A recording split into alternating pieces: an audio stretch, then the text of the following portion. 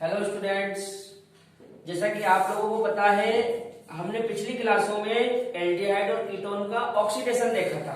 आज हम देखेंगे reaction due to alpha hydrogen, वे अभिक्रियाएं जो अल्फा हाइड्रोजन के कारण होती है। ठीक है,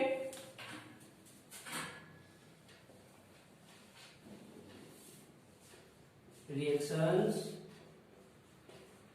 ड्यू टू अल्फा हाइड्रोजन। ठीक है बेटा, इसको मैं पूरा लिख देता हूं, अल्फा हाइड्रोजन। ठीक है, इस बात का विशेष ध्यान रखना, अल्फा हाइड्रोजन होगा तभी अभिक्रिया होगी, वरना रिएक्शन नहीं होगी। अच्छा, इसमें मेनली अपने को 3 रिएक्शन पढ़नी है। सबसे पहला एल्डोल रिएक्शन, दूसरा एल्डोल कंडेंसेशन रिएक्शन, और तीसरा क्रॉस एल्डोल कंडेंसेशन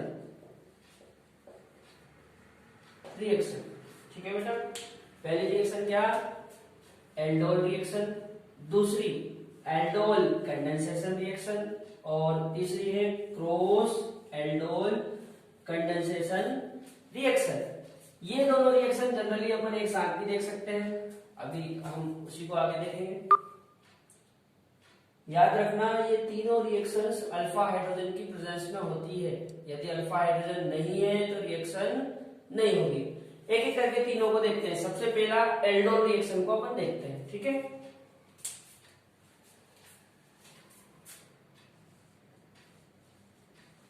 एल्डोल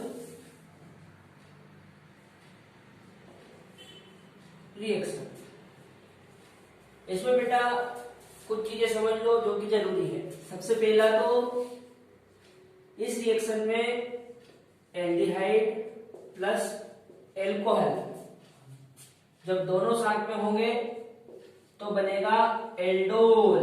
क्या बनेगा, एल्डोल। दूसरा, जब कीटोन प्लस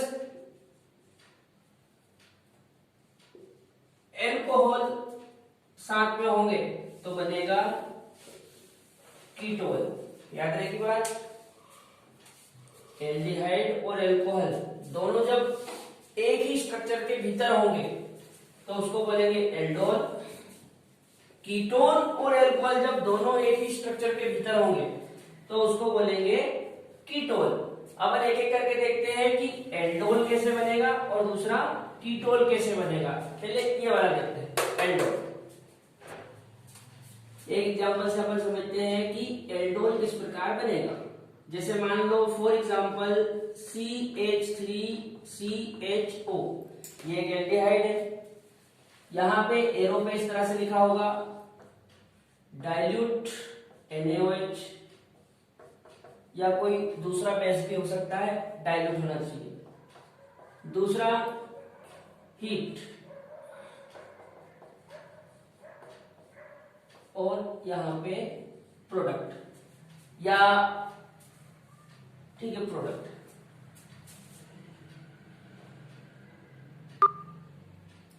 इसमें बेटा होता क्या है, अल्फा हाइड्रोजन नेसेसरी है, अल्फा हाइड्रोजन होना जरूरी है। अल्फा हाइड्रोजन कैसे देखेंगे, देखो ये एल्डिहाइड हमारा फंक्शनल ग्रुप है, क्रियात्मक समूह, फंक्शनल ग्रुप। फंक्शनल ग्रुप के पास में जो कार्बन होता है उसको अल्फा कार्बन बोलते हैं, और अल्फा कार्बन से जो हाइड्रोजन अटैच होते हैं उनको बोलते हैं अल्फा हाइड्रोजन। ठीक है, तो अल्फा हाइड्रोजन होना जरूरी है। दूसरी चीज डाइल्यूट बेस, अब ये NaOH हो सकता है या KOH हो सकता है या कोई दूसरा बेस हो सकता है, डाइल्यूट होना चाहिए। ऐसा यदि है तो रिएक्शन होगी। देखते हैं कैसे होगी। पहले आपको इसका सॉल्यूशन बता दूं मैं। जैसे बेटा क्या होता है कि जब भी एल्डिहाइड या कीटोन लिया जाता है तो उसके अपनी मर्जी से 2 मोल लेते हैं। कितने मोल? 2 मोल्स। जैसे यहाँ तो एक ही दिया है, हमको क्या करना है, अपनी मर्जी से 2 मोल्स लेने हैं। जैसे यहाँ पे मैं आपको 2 मोल लेके बता रहा हूँ, CH3CHO प्लस CH3CHO, ये 2 मोल हो गए। करना क्या है, एक मोल का CO ग्रुप लेने हैं और दूसरे मोल का अल्फा हाइड्रोजन। जैसे फॉर एग्जांपल मैं इसको कुछ देर के लिए ऐसा बना देता हूँ, CH3CHO, ये अपना एल्डिहाइड। दूसरा इसको मैं ऐसा बना देता हूँ, ये ठीक है। एक मोल का मैंने CO ग्रुप ले लिया और दूसरे मोल का क्या ले लिया, अल्फा हाइड्रोजन। ये हमारा फंक्शनल ग्रुप। फंक्शनल ग्रुप के पास में जो कार्बन है वो अल्फा, और अल्फा कार्बन पे जो हाइड्रोजन है वो अल्फा हाइड्रोजन। ठीक है बेटा, होता क्या है, ये जो अल्फा हाइड्रोजन है ये ऑक्सीजन के पास जाएगा और ऑक्सीजन का जो बॉन्ड है ये अल्फा कार्बन से जाके अटैच हो जाएगा। इससे हमारा बनेगा एल्डोल। देखो कैसे, CH3, ये CH, ये यहाँ का एक बॉन्ड तो इधर चला गया, बचा एक बॉन्ड, ये लगा दिया। फिर ये ऑक्सीजन, ऑक्सीजन के पास कौन आ गया, अल्फा हाइड्रोजन, ये बन गया OH। उसके बाद ये बॉन्ड जब यहाँ अटैच होगा तो ये ऐसा बनेगा CH2, और CH2 से कौन जुड़ा, CHO। ये रहा अपना मेन फंक्शनल ग्रुप। इसके पास ये अल्फा कार्बन और अल्फा कार्बन के पास में ये बीटा कार्बन। चूंकि बीटा कार्बन पे हाइड्रोक्सी ग्रुप है, आपको पता होगा OH को हाइड्रोक्सी बोलते हैं। क्या बोलते हैं, हाइड्रोक्सी। चूंकि बीटा कार्बन पे हाइड्रोक्सी लगा हुआ है और ये पूरा एक एल्डिहाइड है, इसलिए इसको बीटा हाइड्रोक्सी एल्डिहाइड भी बोलते हैं। क्या बोलते हैं, बीटा हाइड्रोक्सी एल्डिहाइड। यहां पे मैं नाम लिख देता हूं इसका, बीटा हाइड्रोक्सी एल्डिहाइड। ठीक है बेटा, एक काम की बात सुनो, जैसा कि मैं अभी एल्डोल एल्डोल बोल रहा था, तो एल्डोल बोलते कैसे है, ये एल्डिहाइड ग्रुप है और ये अल्कोहल ग्रुप है। एल्डिहाइड और अल्कोहल जब दोनों को आपस में मिला देते हैं तो एक नया शब्द बनता है एल्डोल। इस एल्डोल में ये जो ALD है ये एल्डिहाइड से लिया हुआ है और ये जो ओल है ये अल्कोहल से लिया हुआ है, दोनों मिला के क्या बनेगा, एल्डोल। ठीक है बेटा, तो ये जो हमारी फर्स्ट स्टेप में हमने करा है ये एल्डोल रिएक्शन है। अब यदि आगे हम इसको हीट कर देंगे तो हमारी रिएक्शन हो जाएगी एल्डोल कंडेंसेशन रिएक्शन। क्या हो जाएगी, एल्डोल कंडेंसेशन रिएक्शन। एक काम करते हैं, इसको हीट करके देखते हैं। जैसे अभी अपन ने एल्डोल बनाया था, क्या था, CH3 CHOH CH2 CHO। ठीक है बेटा, ये क्या है, एल्डोल। जब इस एल्डोल को हम हीट करेंगे, क्या करेंगे, हीट, तो हीट करने पे यहां से वाटर का मॉलिक्यूल रिमूव हो जाएगा। वाटर मॉलिक्यूल जब रिमूव होगा तब एक नया कंपाउंड बनेगा। उस समय इस रिएक्शन को बोलेंगे एल्डोल कंडेंसेशन रिएक्शन। हिंदी में कहते हैं एल्डोल संघनन अभिक्रिया। देखते हैं कैसे।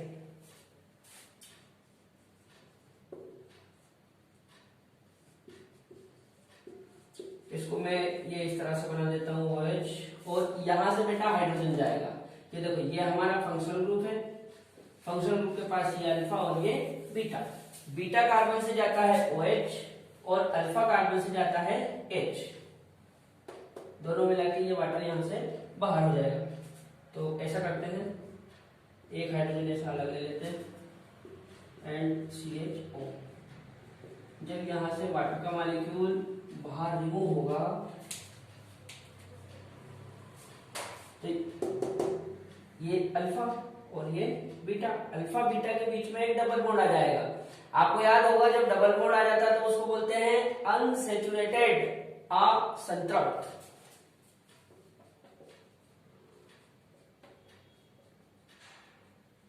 ये कुछ अच्छा नहीं दिख रहा है, मैं इसको नीचे बना देता हूं।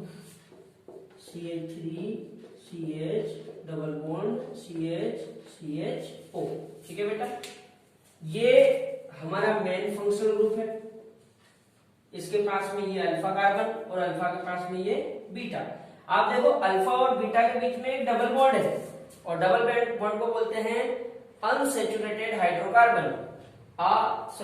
अनसैचुरेटेड हाइड्रोकार्बन ठीक है बोल सकते हैं, लेकिन यहाँ पे क्योंकि एल्डिहाइड है इसलिए हम बोलेंगे अनसैचुरेटेड एल्डिहाइड। और अच्छे से बोलना है तो हम बोलेंगे alpha beta unsaturated aldehyde.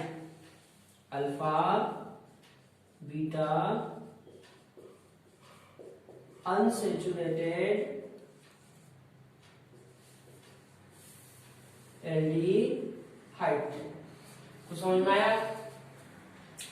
Actual में एल्डोल और एल्डोल कंडेंसेशन रिएक्शन दोनों आपस में एक दूसरे से जुड़ी हुई है। हम उनको चाहे तो अलग अलग करके भी पढ़ सकते हैं और चाहे तो दोनों को एक साथ भी पढ़ सकते हैं। ठीक है, दोनों एक दूसरे से किस प्रकार जुड़ी हुई है वो मैं आपको अभी समझाता हूँ। यहाँ पे जैसे बेटा सपोज यहाँ पे आपको मान लो कोई रिएक्शन दे दी जाए, जैसे मान लो ये CH3CHO ले लेते हैं अपन।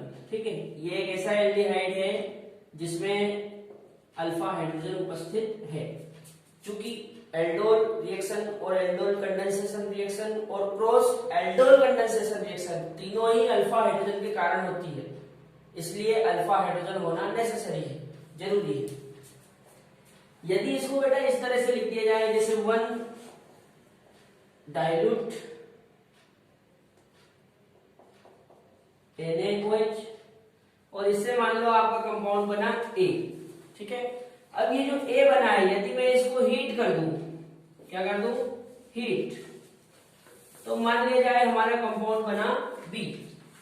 अभी इसमें बेटा यहां से यहां तक की जो प्रोसेस है, यहां से यहां तक की जो प्रोसेस है इसको बोलते हैं एल्डोल रिएक्शन। और यहां से यहां तक की जो प्रोसेस है इस पूरे को बोलते हैं एल्डोल कंडेंसेशन रिएक्शन। ठीक है, कुछ समझ में आया? सबसे पहले डाइल्यूट बेस की प्रेजेंस में यदि रिएक्शन होगी तो एल्डोल रिएक्शन, और उस कंपाउंड को यदि हम हीट कर देंगे तो जो प्रोडक्ट बनेगा उसको हम बोलेंगे एल्डोल कंडेंसेशन रिएक्शन। ठीक है, अब ऐसा करते हैं, एल्डिहाइड तो अपन ने देख लिया, एक कीटोन वाला उदाहरण लेके दोनों को साथ में देखते हैं कि एल्डोल कंडेंसेशन रिएक्शन कैसे होगी।